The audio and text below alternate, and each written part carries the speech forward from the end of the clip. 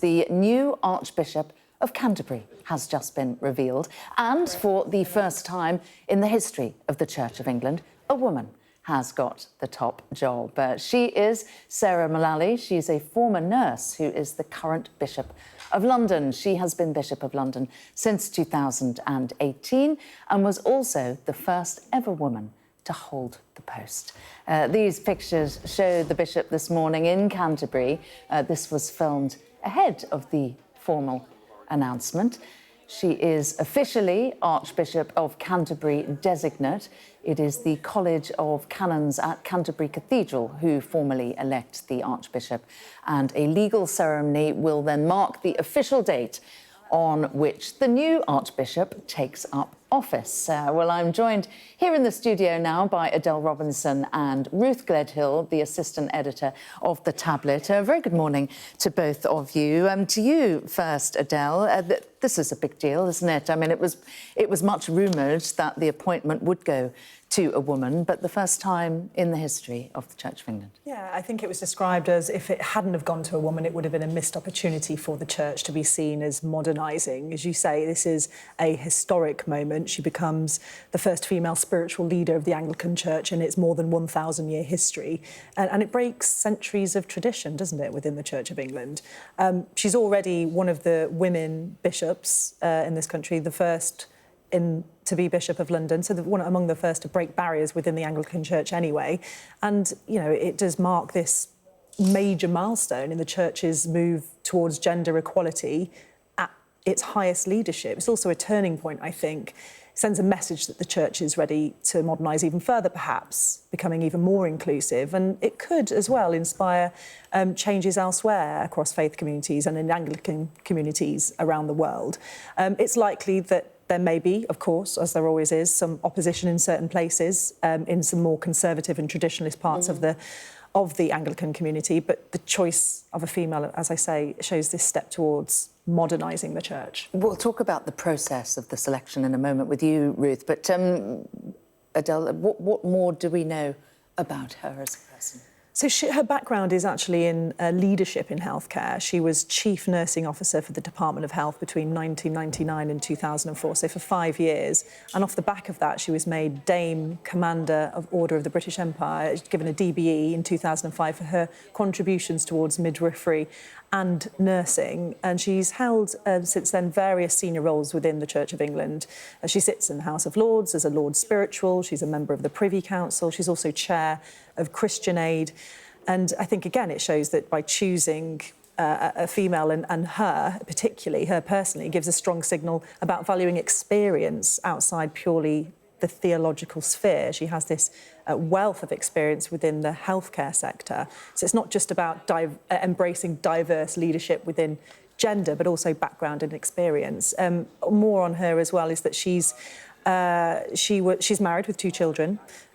She trained as a nurse and a midwife and rose through management.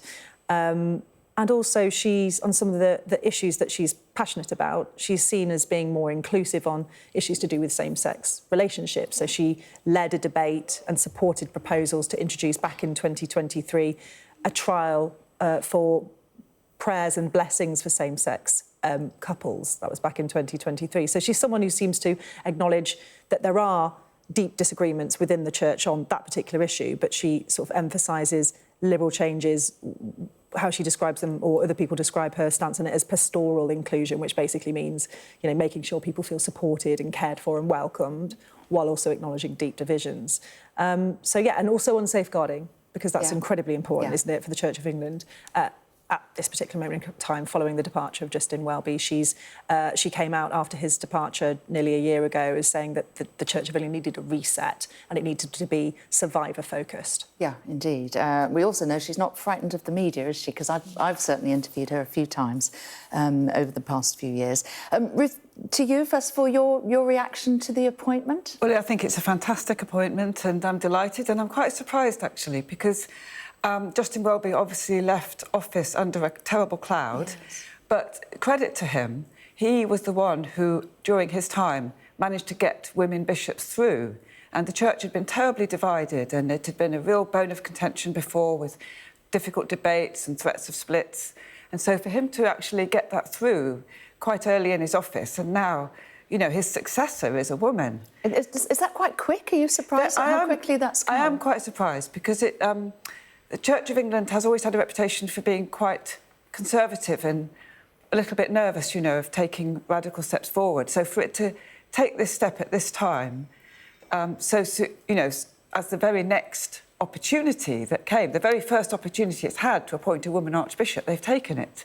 Hats off to them, really. And I would just like to say that Justin Welby deserves credit for having made this possible.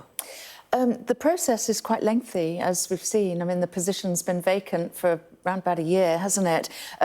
Just talk us through what are the criteria for selection? How does the process unfold? Well, it does compare quite badly with the process to elect the Pope, which only took a couple of weeks, you know, which happened earlier this year, the new Pope. So the Church of England, I think it's aware that it has come out quite badly in comparison with the Catholic Church. The reason it took so long was because of the Church of England is a very complex beast, really. Yeah. Organisationally, yes, it's the established church, it's the mother church of the worldwide Anglican Communion, and there's loads and loads of complications in terms of electing its new archbishop. So the Crown Nomination Commission had to be chosen, and then they had to meet 3 times and draw up a shortlist. So it was quite difficult even to choose the members of the Nominations Commission. And that was one of the things that held it up a bit longer than it should have been held up. And then the shortlist was chosen, they all had to be elected, and it all had to be done in the utmost secrecy without letting anyone like me kind of getting close to the action. But they did do it really, really well. And the shortlist apparently had at least 2 women on it. Yes, and she didn't necessarily appear on all of the, you know, I suppose the journalistic coverage's list of runners and riders. No, she emerged quite late in the day, and this week I was hearing from various people that it was going to be her. But mind you, I did hear from various people that it was going to be, you know, I got calls from people saying it's definitely, and all the members of the shortlist were mentioned to me. So it was quite a well-kept secret. Let me just break away for one moment, because the Prime Minister has put out a statement on the news of her appointment. He says, "I welcome the appointment of the Right Reverend and Right Honourable Dame Sarah Mullally, DBE, as the new Archbishop of Canterbury and the first woman to hold the role. The Church of England is of profound importance to this country. Its churches, cathedrals, schools and charities are part of the fabric of our communities. The Archbishop of Canterbury will play a key role in our national life. I wish her every success and look forward to working together." It's an interesting skill set that's required for this post, isn't it? And it's, you know, was once described, I think it was former Archbishop of Canterbury described it as you need a newspaper in one hand and a Bible in the other, because you're very much a figurehead speaking to the main societal, often divisive issues of the day. Well, one of the other people on the shortlist did say a year ago that anyone who wanted to be Archbishop of Canterbury would need their head examined. And it's not an easy job to do, and I think nearly all his recent predecessors, her recent predecessors, have struggled with aspects of the job.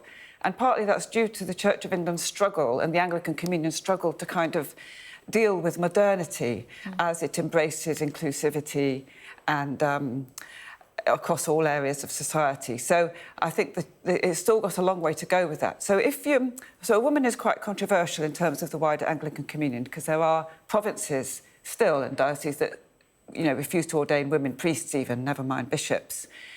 So there will be some opposition from some parts of the world. What do we know about Archbishop of Canterbury designate's position on safeguarding and you know, what is she saying about it? Well, if there is a woman who is a safe pair of hands, she is it. So she, on safeguarding, as Adele was saying, she has pledged, you know, that the Church of England does need a reset, and we can trust that she will initiate that. She's a kind of very good behind-the-scenes person. She's not someone who comes out and makes controversial statements. She's not kind of immediately reactive. She's very thoughtful and considerate and takes her time with decisions. And you can bet your bottom dollar she will have taken a lot of time considering this and deciding whether, you know, she was prepared to do it with all the risks involved and all the difficulties and challenges involved, because there will be a lot of those.